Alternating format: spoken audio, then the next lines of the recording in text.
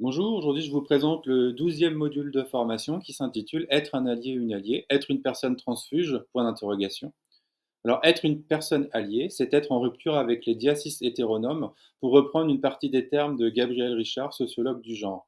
Vos collègues attendent des signes d'ouverture. Une personne alliée est une personne non directement concernée par une discrimination, mais qui agit activement pour promouvoir l'inclusion et empêcher les paroles ou comportements irrespectueux de se répéter, pour citer Fabrien et Adrien Figula-Letort.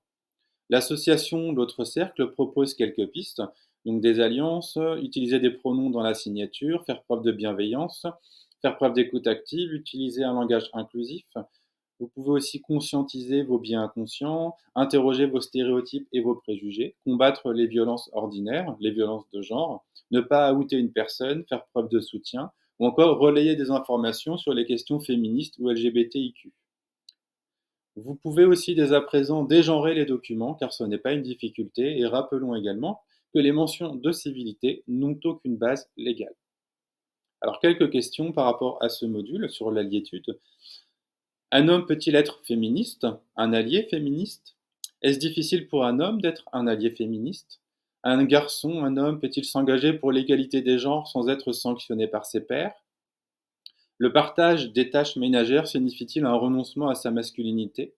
Pour être un homme, être en accord avec des idées féministes signifie-t-il être castré ou s'écraser? Donc là, je cite notamment des hommes interviewés dans la série Viril que vous pouvez retrouver sur Arte. Comment valoriser son engagement? Est-ce que vous connaissez par exemple la charte d'engagement LGBT+, de l'autre cercle, ou encore le charte de la diversité, les labels égalité professionnelle diversité, ou encore les normes? Enfin, comment évaluer ces dispositifs si vous les avez mis en place?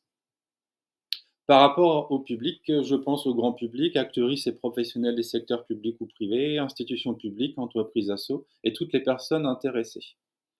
Alors quelques objectifs, comprendre le concept d'allié, identifier les formes d'alliétude, comprendre les enjeux de l'alliétude, comprendre les causes et les conséquences de l'absence d'alliétude, sensibiliser à l'égalité des genres, à la question des privilèges, prévenir les violences et les discriminations, mettre en place des actions de sensibilisation et d'information au sein de sa structure, mieux penser les diversités et l'inclusion, co-penser des espaces safe, favoriser un environnement inclusif respectueux de la dignité humaine, et comprendre que le respect et l'inclusion sont des droits, non des privilèges.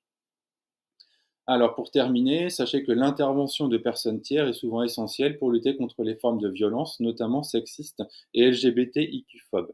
D'où l'importance des formations pour pouvoir discuter avec vous de ces différentes questions. Donc n'hésitez pas à me contacter au sujet de ce contenu.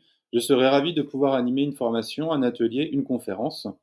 Et vous retrouverez toutes les informations sur le site. Je vous dis à bientôt.